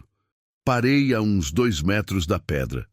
Deixei os outros chegarem no ritmo deles. Seu Ernesto veio devagar, apoiando levemente a mão no ombro de Dona Conceição. Ela olhava para o chão enquanto andava, como se precisasse ver onde colocava os pés, como se o terreno fosse instável. Quando ela levantou os olhos e viu a pedra, parou. Leu o nome em silêncio. Antônio Rezende, 1968, 2021. Amado marido e pai. Os lábios dela se moveram, não com as palavras gravadas, com outras palavras, palavras dela. Seu Ernesto ficou parado do lado, o chapéu nas 2 mãos, na frente do corpo, a cabeça baixa, numa postura que era ao mesmo tempo de luto e de alguma coisa que eu só consigo chamar de reverência. Não pela pedra, mas pelo que a pedra representava. Uma vida inteira que ele não tinha visto. Um filho que havia crescido, amado, construído família, envelhecido um pouco e morrido, tudo sem que ele pudesse presenciar. O Dinho ficou do meu lado. Senti a mão dele encontrar a minha. Não foi um gesto pensado, foi automático. O gesto de quem precisa de âncora. Segurei firme. Ficamos assim, os 4, em volta de uma pedra que tinha um nome só, mas que agora a gente sabia guardar 2. Foi Dona Conceição quem falou primeiro. Ela se aproximou mais da pedra, abaixou devagar, com dificuldade, o joelho cedendo, e pousou a mão na superfície do mármore cinza. Ficou assim, a palma aberta sobre o nome. Jonas, ela disse. Só isso, o nome antigo, o nome verdadeiro. E naquele som simples, naquela única palavra dita por uma mãe para um filho que não podia ouvir, havia mais coisa do que eu sei colocar em frase. Havia décadas de espera. Havia o leite que ela fez esquentar toda manhã durante anos, esperando ele aparecer pela porta. Havia o quarto que ela provavelmente não desmanchou por muito tempo. Havia a vaca que venderam para pagar a passagem e que nunca foi ressarcida. Havia o orgulho e a mágoa e o amor que não tem condição. Aquele amor de mãe que é o mais injusto de todos porque não pede nada em troca e não recebe nada que peça. Eu não vim com raiva, ela disse, a voz baixa, diretamente para a pedra, como se estivesse tendo uma conversa particular da qual nós éramos só testemunhas. Vim para te dizer que a gente chegou. Demoramos, mas chegamos. Pausa. E que você não precisa mais se preocupar com a promessa. Tá cumprida. Eu fechei os olhos. Ouvi o Dinho engolir ao meu lado. Essa moça aqui, Dona Conceição continuou, ela te amou bem. Eu sei que amou. Dá para ver em tudo. Na casa dela, nos filhos dela, no jeito que ela fala de você sem falar. Pausa mais longa. Fez melhor do que eu esperava de você, filho. Muito melhor do que você achou que merecia. Abri os olhos. Ela tinha levantado a mão da pedra e estava me olhando. Os olhos dela estavam molhados, mas a expressão era serena. Era a serenidade de quem terminou uma tarefa que durou uma vida. Era o rosto de quem pode, finalmente, respirar fundo até o fim. Obrigada, ela disse para mim. Eu sacudi a cabeça. Não precisa me agradecer nada. Preciso sim. Ela deu um passo na minha direção. Por ter parado. Qualquer pessoa podia ter passado sem parar. Muita gente passou. Isso me pegou. Não tinha pensado nisso. Quantos carros tinham passado por aqueles dois velhos naquela estrada antes de mim? Quantas pessoas tinham visto e continuado? Não por maldade, por pressa, por medo, por aquela armadura invisível que a gente coloca quando a vida machucou demais e a gente aprendeu que se envolver tem custo. Eu tinha parado por fraqueza, não por bondade. Tinha parado porque estava sozinha demais para aguentar ver solidão em outra pessoa sem fazer nada. Mas talvez fraqueza e bondade sejam às vezes a mesma coisa. Seu Ernesto não tocou na pedra. Ficou parado a uns 2 passos, o chapéu nas mãos, olhando. Por um longo tempo, só olhando. Eu não sabia o que ia dentro dele e não era para eu saber. Havia coisas entre pai e filho que são de uma intimidade que não tem acesso, que ficam no espaço fechado entre 2 homens que se amaram mal, entendendo como demonstrar. Então ele colocou o chapéu devagar na cabeça, endireitou a aba com 2 dedos, respirou. Você saiu da barriga do peixe, Jonas, ele disse bem quieto, do jeito torto, mas saiu.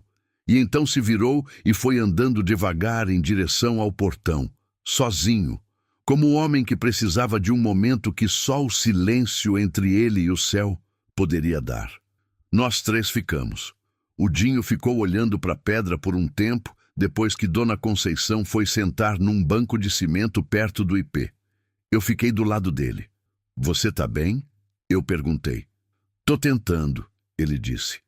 Isso é suficiente. Ele ficou quieto por um tempo. Mãe, você acha que ele queria voltar? Lá para a Chapada Gaúcha, lá para eles. Pensei na pergunta de verdade, não na resposta que seria mais fácil de ouvir, na resposta mais verdadeira que eu podia dar. Acho que ele queria, eu disse. Acho que carregou isso a vida inteira. Acho que foi o peso que ele não conseguiu botar para fora. Pausa. Você lembra quando ele ficava às vezes assim, olhando para o nada, aquele olhar de longe? O Dinho assentiu devagar. Acho que era para lá que ele olhava, eu disse.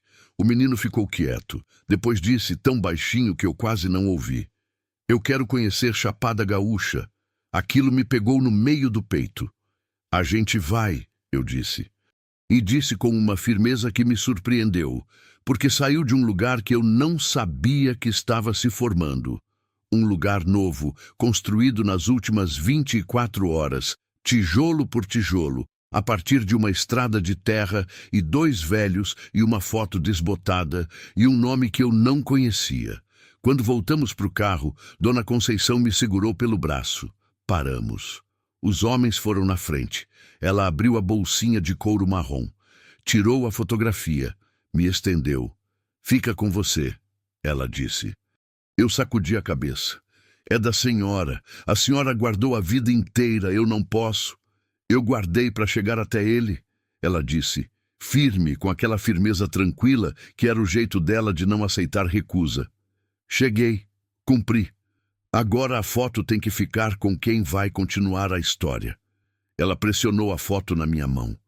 E a história continua com você. E com os seus filhos. E com os filhos dos filhos. Olhei para a foto.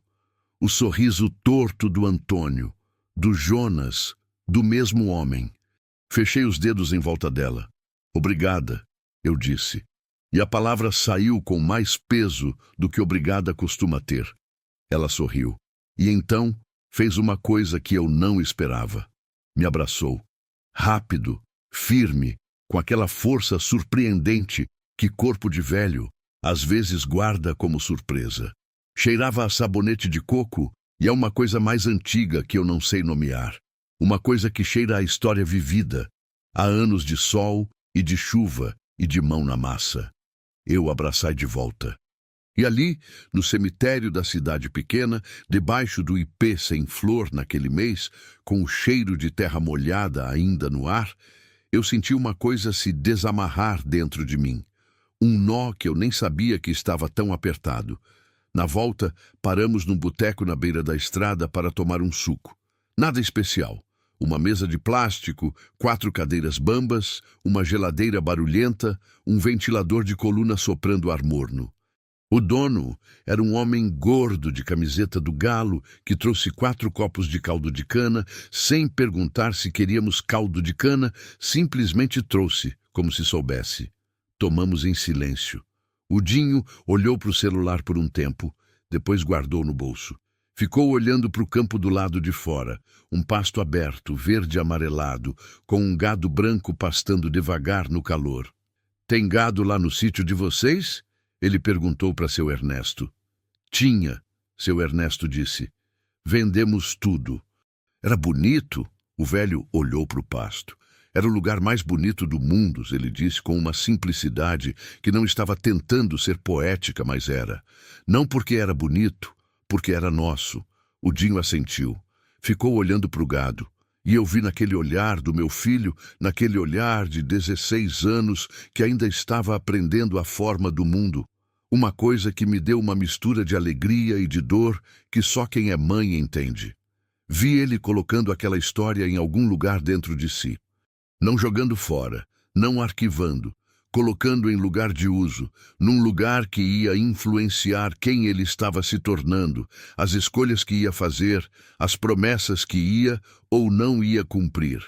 O pai tinha deixado uma dívida. O filho estava decidindo ali, naquela mesa de plástico de boteco de beira de estrada, que não ia herdar ela. De tarde, antes do sol cair, Dona Conceição pediu para dar uma volta no quintal. Fui com ela. Andamos devagar entre o pé de manga, o canteiro de hortelã que eu mal cuidava mais, o galinheiro vazio que o Antônio tinha construído e que eu nunca tinha tido disposição de povoar depois que ele foi. Ela parou em frente ao pé de manga. Olhou para cima, nas folhas. "Esse pé foi plantado depois que ele foi embora", eu disse. "Ele nunca viu dar fruta. Planta teimosa que não dá resultado." Dona Conceição ficou olhando para o galho mais alto por um longo tempo. Então disse: "Manga-espada demora 7 anos para dar a primeira fruta." Virou para mim. "Quantos anos tem essa árvore?" Pensei. 15, eu disse. Ela franziu a testa. "Então tem algo errado com o solo, ou com a poda, ou com a irrigação." Olhou de novo para a árvore com aquele olhar prático de roça, avaliando. "Mas não está morta. Está cheia de vida, só precisando de cuidado certo." Ficou quieta. Depois me olhou com aquele sorriso de canto de boca que eu estava começando a reconhecer como o sorriso mais honesto dela. "Parece com a senhora", ela disse. Eu ri. Foi uma risada pequena, baixa, mas foi real. A primeira risada real que eu dava, não sei fazia quanto tempo. Daquelas que não precisam de esforço, que saem porque a situação é genuinamente engraçada ou genuinamente verdadeira, e às vezes as duas coisas ao mesmo tempo. "Pode ser", eu disse. Ela olhou de novo para a árvore. "No ano que vem dá fruta", ela disse, com a certeza tranquila de quem passou a vida inteira acreditando no tempo das plantas. "A senhora vai ver." Naquela noite, depois que o Dinho dormiu e seu Ernesto roncava mansamente no quarto da Camila, eu e Dona Conceição ficamos na mesa da cozinha com 2 chás de camomila e a conversa que eu tinha adiado o dia inteiro. Precisava perguntar uma coisa.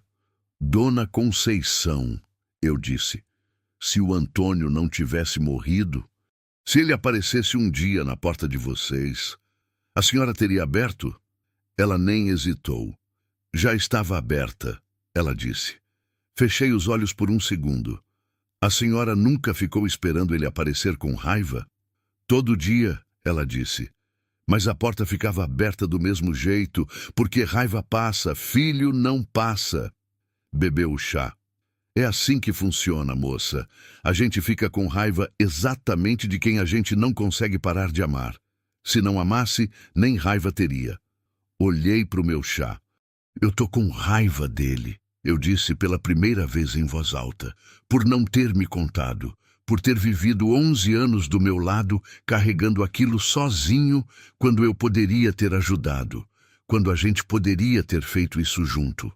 Eu sei, ela disse, e ao mesmo tempo você entende, ela completou. Porque o medo de desapontar quem a gente ama às vezes é maior do que o amor em si. É errado, mas é humano.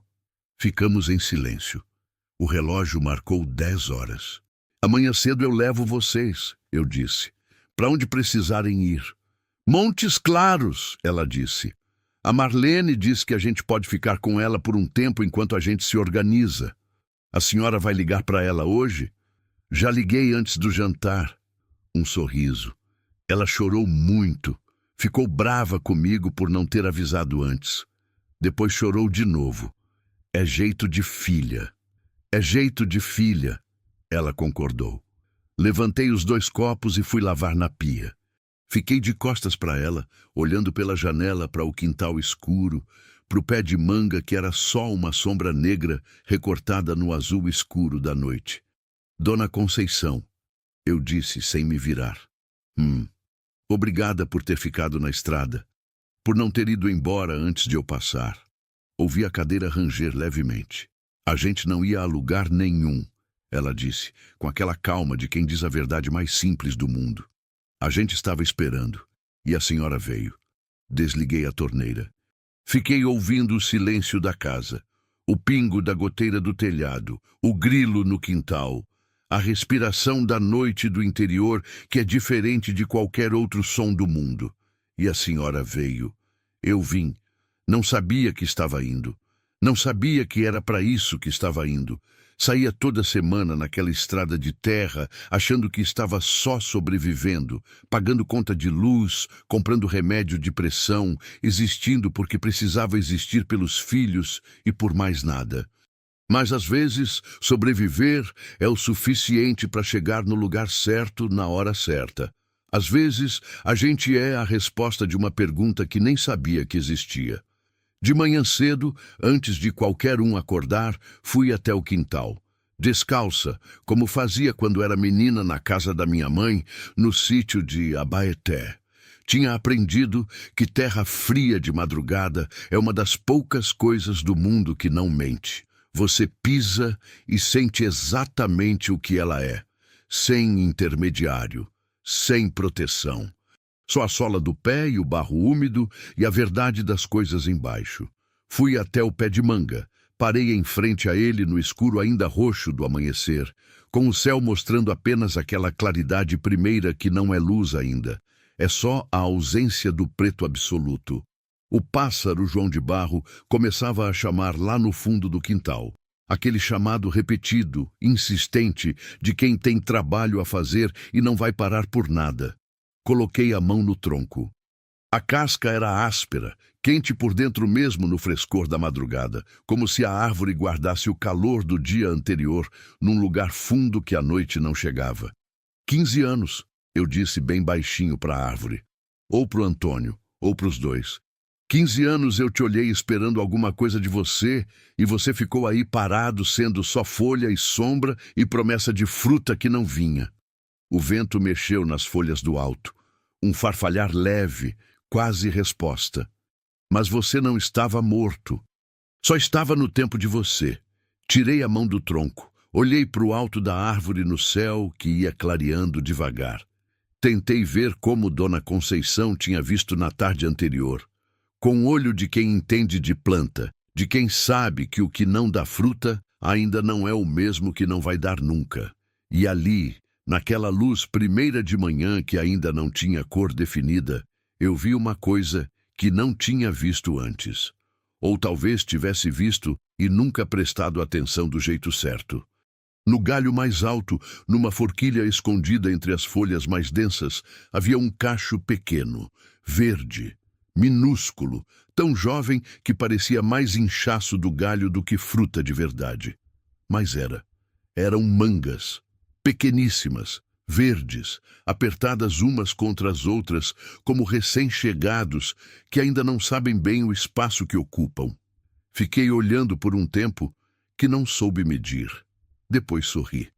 Não o sorriso de alegria que aparece quando a coisa boa é grande e óbvia. Foi o sorriso menor, mais fundo, daqueles que saem quando a coisa boa é pequena, mas é real e é sua. E chegou sem avisar no momento exato em que você mais precisava acreditar que o tempo das coisas existe e funciona, mesmo quando você está com pressa e com dor e com raiva e com saudade. Dona Conceição tinha razão, eu disse para a árvore. O João de Barro chamou de novo no fundo do quintal. O céu ficou rosa. Fiz o café mais caprichado daquele dia. Não sei bem por quê. Não era despedida de festa, não tinha motivo para tanto. Mas eu precisava fazer alguma coisa com as mãos. Precisava que aquela manhã tivesse um sabor diferente das outras manhãs que eu tinha passado sozinha naquela cozinha, sem saber muito bem o que estava vivendo ou por quê. Fiz bolo de fubá, o da minha mãe, com erva doce, na forma de buraco que era do casamento e que tinha uma amassado do lado que nunca endireitou, mas que eu nunca joguei fora. Coloquei para assar antes das 6. Fritei ovos com linguiça. Fiz um suco de laranja espremido na hora, daquele amarelo vivo que mancha os dedos de cheiro por horas. Quando Dona Conceição apareceu na cozinha e sentiu o cheiro do bolo, ela parou na soleira com uma expressão que eu não vou conseguir descrever com precisão suficiente. Era uma expressão de quem reconhece algo de muito longe dentro de si. Um cheiro que está ligado a uma memória, que está ligada a uma pessoa, que está ligada a uma dor, que é também amor, porque as duas coisas são sempre a mesma coisa no fundo. Bolo de fubá, ela disse. Com erva doce, eu confirmei. Ela não disse mais nada. Sentou. Cruzou as mãos na mesa. Ficou olhando para o forno como se estivesse olhando para algo além do forno. Ele adorava. Ela disse por fim. Baixinho. Toda semana eu fazia. Ele comia quente, direto da forma, queimava a língua e não ligava. Fiquei quieta do meu lado da cozinha. Deixei aquela memória dela pousar e existir sem interromper. Às vezes, a gentileza maior é só não perturbar o silêncio de alguém, enquanto ele visita um lugar que é só dele. Seu Ernesto e o Dinho tomaram café juntos na mesa enquanto eu terminava de arrumar as coisas deles na sacola. Não havia muito para arrumar. Eram poucas peças, dobradas com o cuidado de quem aprendeu que cuidar do pouco que tem é a única forma de dignidade que ninguém pode tirar. Ouvia a voz do Dinho na sala fazendo perguntas. Ele fazia perguntas o tempo inteiro quando queria conhecer alguém de verdade. Não as perguntas educadas de apresentação, mas as perguntas miúdas e específicas que chegam no que importa por trás. Ouvi ele perguntando como era pescar no rio da Chapada Gaúcha. Ouvi seu Ernesto descrevendo a cor da água, os bagres que ele pegava, o jeito de fazer a isca com massa de milho fermentada. Parei um segundo no corredor, ouvindo. Era a voz do avô ensinando coisa pro neto. Uma coisa que nunca tinha acontecido antes. Que nunca deveria ter levado tanto tempo para acontecer. Que estava acontecendo agora, naquela sala simples, tarde demais e ao mesmo tempo exatamente na hora. Fechei os olhos por um segundo. Obrigada, eu pensei sem saber exatamente para quem estava agradecendo. Para o Antônio, para Deus, para a estrada, para a chuva do dia anterior, para a fraqueza que me fez parar quando qualquer pessoa com mais casca teria continuado, para aquela estranha, torta, doída providência das coisas. Na hora de ir embora foi quando o segundo momento de tensão veio. Não foi dramático, não teve grito, não teve cena. Foi o tipo de tensão que é mais difícil porque é quieta, porque acontece por dentro, porque quem está de fora às vezes nem percebe. Eu estava colocando a sacola deles no porta-malas quando o Dinho veio até mim. Ficou do meu lado sem falar por um segundo, olhando para o porta-malas aberto. Mãe, ele disse, a gente vai perder eles de novo. Fechei o porta-malas, me virei para ele. O rosto do meu filho tinha aquela expressão que eu conhecia desde que ele era pequenininho. A expressão de quando ele entendia que uma coisa boa estava acabando e ele não tinha poder nenhum sobre isso. Tinha aprendido cedo demais que as coisas boas acabam. Perdeu o pai aos 13. Viu os irmãos irem embora. Acordou um dia e percebeu que a casa tinha ficado pequena de silêncio. Aquela expressão me partia do mesmo jeito que sempre partiu. Não vamos perder, eu disse. Eles moram em Montes Claros, a gente mora aqui. Dinho. Coloquei a mão no ombro dele. Olha para mim.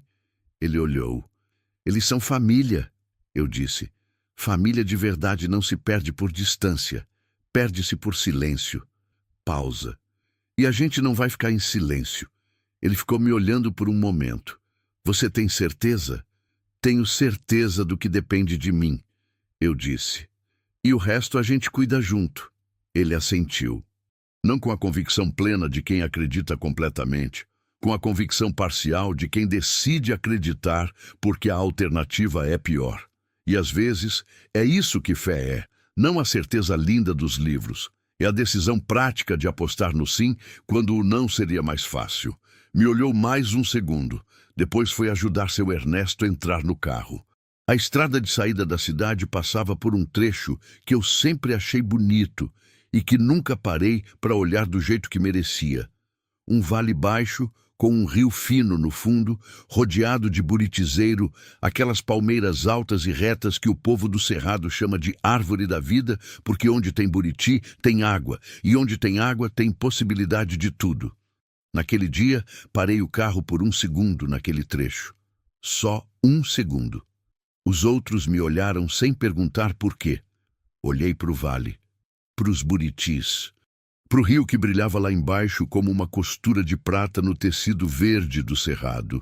Pensei em tudo que tinha acontecido em 48 horas.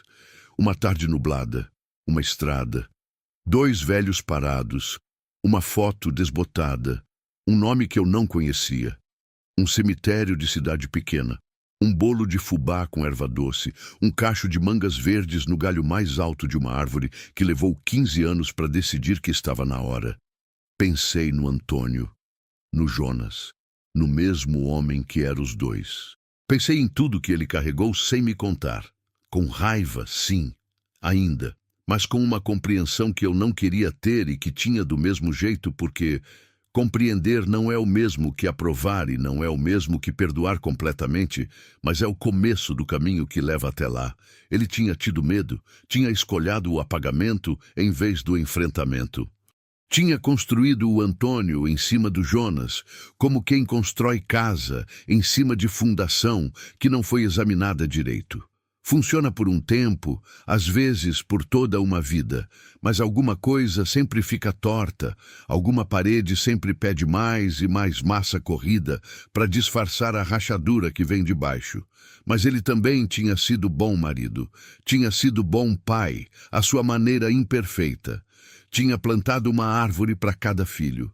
Tinha endireitado pano de prato torto em silêncio por 11 anos. Tinha tido uma voz grave, que chegava antes dele nos cômodos e olhos que inclinavam para o lado direito quando estava pensando e um sorriso torto que os filhos herdaram. Era as duas coisas ao mesmo tempo. Como todo mundo é. Deixei Dona Conceição e seu Ernesto na rodoviária de Patos de Minas às 10 da manhã. O ônibus para Montes Claros saía ao meio-dia. Ainda tinha um tempo. Compramos um lanche para o caminho, 2 salgados de forno e um suco de caixinha, coisa simples, e ficamos sentados nos bancos plásticos da rodoviária enquanto o Dinho ia ao banheiro. Ficamos eu e Dona Conceição, lado a lado, olhando para o movimento de gente entrando e saindo. Rodoviária de cidade pequena tem um cheiro de mistura. Café, diesel de ônibus, piso lavado com detergente de pinho, a comida do lanchonete do canto. É um cheiro de transição, de gente que está entre um lugar e outro, de vida que está se movendo. Dona Conceição, eu disse, posso te perguntar uma coisa que talvez não devesse? Ela virou para mim. Pode. A senhora acha que ele sabia que vocês iam aparecer um dia, que o passado ia chegar? Ela pensou de verdade, não respondeu na pressa. Acho que todo mundo sabe, ela disse por fim. No fundo mesmo, onde a gente não consegue mais mentir nem para si mesmo. Olhou para frente, para o movimento da rodoviária. A questão nunca é se o passado volta. A questão é o que a gente faz quando ele chega. Fiquei com aquilo. E o que você acha que ele teria feito? Se estivesse vivo? Ela ficou quieta por um tempo. Acho que teria chorado muito, ela disse com um sorriso pequeno. Ele sempre chorou fácil. Fingia que não, mas a gente sabe. Aquilo me pegou. O Antônio chorava de vez em quando assistindo filme. Sempre fingia que era alergia. Eu fingia que acreditava. Ri levemente. Ela me olhou com aquele sorriso que eu já conhecia. É ele mesmo, ela disse, lendo meu rosto. É ele mesmo, eu confirmei. Na hora da despedida, seu Ernesto me deu um aperto de mão. Firme, demorado, daquele jeito de homem velho que aprendeu que aperto de mão é compromisso e que compromisso é coisa séria. A senhora é uma boa mulher, ele disse. Ele escolheu bem. Não consegui responder. Apenas apertei a mão dele de volta, firme, e deixei aquilo ser o suficiente. Dona Conceição me abraçou de novo, mais demorado dessa vez, e disse uma coisa no meu ouvido que eu vou carregar o resto da vida e que não vou repetir aqui. Não porque seja segredo, mas porque há coisas que são ditas de um jeito tão certo, no momento tão certo, que colocar em frase escrita faz elas perderem alguma coisa essencial. São coisas que existem só no espaço entre dois corpos que se abraçam, no calor da orelha de uma mulher e na voz baixa de outra, num segundo que dura mais do que parece. Deixei eles na fila do ônibus e fui. Não olhei para trás. Não porque não quisesse, porque sabia que se olhasse eu não ia conseguir ir, e eu precisava ir. Havia vida do lado de fora daquela rodoviária. Havia uma conta de luz ainda atrasada e um remédio de pressão que eu precisava comprar, e um filho de 16 anos no banco do passageiro que ia precisar de mim presente e inteira nos dias que viessem. O Dinho ficou quieto no carro por um bom tempo. Depois, quando já estávamos na estrada de terra de volta para casa, com a poeira vermelha seca de novo depois da chuva e o sol do meio-dia batendo no para-brisa, ele disse: Mãe, vou ligar para o Rodrigo hoje. Olhei para ele rapidamente e voltei o olhar para a estrada. Vai? Vou. Pausa. Faz tempo que não ligo. Fico esperando ele ligar. Mas ele parou. Olhou pela janela para o capim balançando. Às vezes a gente tem que ser quem para, né? Senti o coração apertar do jeito bom, daquele jeito que aperta não de dor, mas de coisa que cresce. Tem que ser, eu disse. E vou falar para Camila também. Sobre tudo isso. Ela vai querer saber. Vai. Ficamos em silêncio. A estrada vermelha se desenrolando na frente, os eucaliptos dos dois lados, o céu enorme do cerrado aberto lá em cima, aquele céu que é uma das provas mais generosas de que o mundo é maior do que nosso problema. Mãe, ele disse de novo. Você acha que o pai nos amava? A pergunta veio sem aviso, direta, naquele jeito cortante que só adolescente tem, porque adolescente ainda não aprendeu a chegar no que quer dizer por caminhos mais longos. Engoli. Amava. Eu disse sem hesitar. Com tudo que ele era, com tudo que ele não conseguiu ser, com tudo que ele deixou para trás e com tudo que ele trouxe consigo, com as falhas e com as cicatrizes e com o sorriso torto e com a voz que chegava antes dele. Amava. O Dinho assentiu devagar. Ficou olhando para frente. Depois botou o pé no painel, aquele hábito que eu sempre brigava, e ficou assim, relaxado, olhando o cerrado passar. Eu não briguei. Deixei o pé lá. Quando chegamos em casa, a primeira coisa que eu fiz foi ir até o quintal. Fui direto para o pé de manga. Levantei a cabeça. Olhei para o galho mais alto, na forquilha entre as folhas. O cacho de mangas verdes estava lá, pequeno, real. Peguei meu telefone, tirei uma foto, mandei para o número de Dona Conceição que ela tinha me dado de manhã, escrito num pedacinho de papel de caderno com letra miúda e firme de mulher que foi à escola há poucos anos, mas que aprendeu que letra legível é respeito pelo outro. Só mandei a foto, sem texto. Ela respondeu 3 minutos depois, também só uma foto. Era ela, do ônibus, olhando pela janela. O cerrado passando lá fora, aquele verde amarelado infinito de Minas. O rosto dela de perfil, o cabelo branco solto ainda, e um sorriso que eu não via, mas que eu sabia que estava lá, do outro lado do rosto que a foto não mostrava.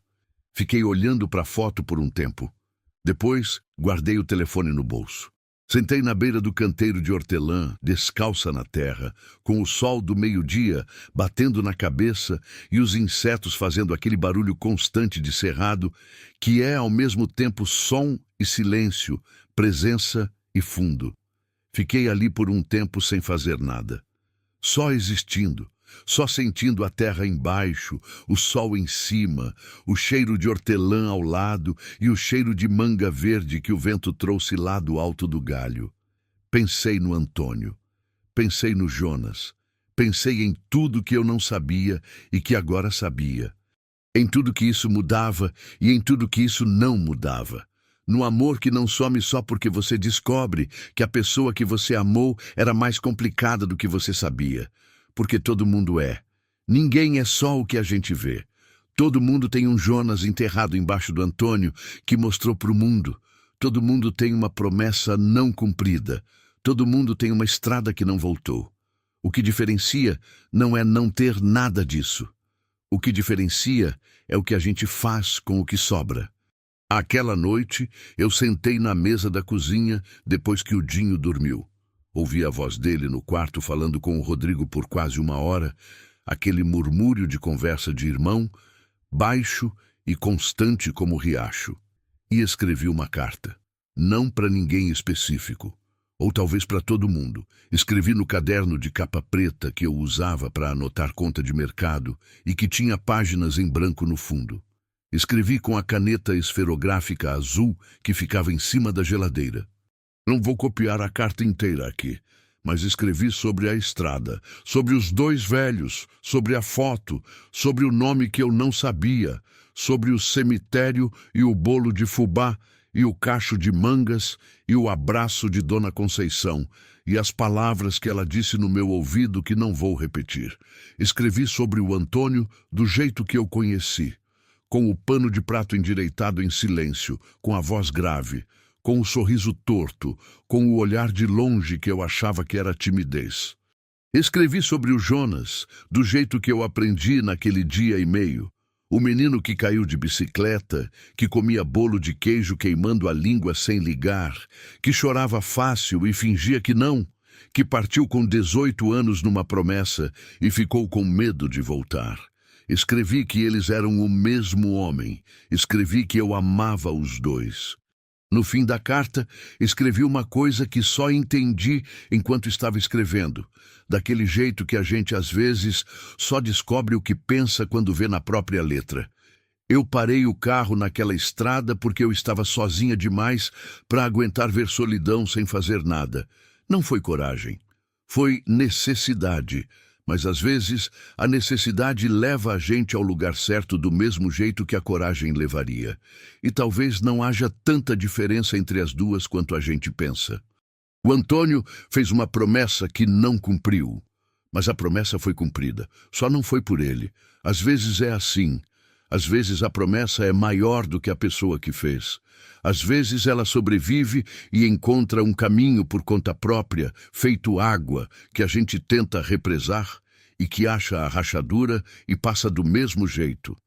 Eu não sei se o que aconteceu foi intervenção divina, ou coincidência, ou só a estranha matemática do acaso que às vezes produz resultados que parecem desenhados. Não sei e parei de precisar saber. O que eu sei é que 2 velhos estavam numa estrada esperando, e que eu passei, e que parei, e que o resto aconteceu do jeito que tinha que acontecer. Isso é suficiente. Fechei o caderno, Apaguei a luz da cozinha. Fui até a janela do quarto e fiquei 1 segundo olhando para o quintal escuro. Lá no fundo, invisível na escuridão, mas presente, o pé de manga esperava o tempo dele, que já tinha chegado, que eu só não tinha olhado para o lugar certo, na hora certa.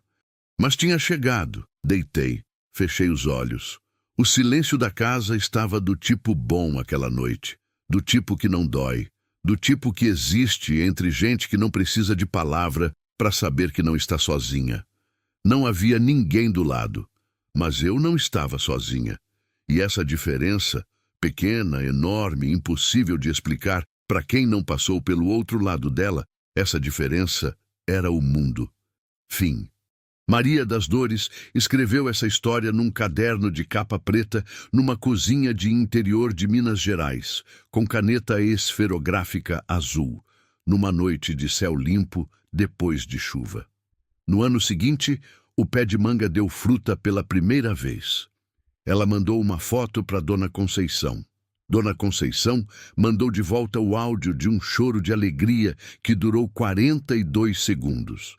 Maria das Dores ouviu 3 vezes antes de guardar. Guarda até hoje.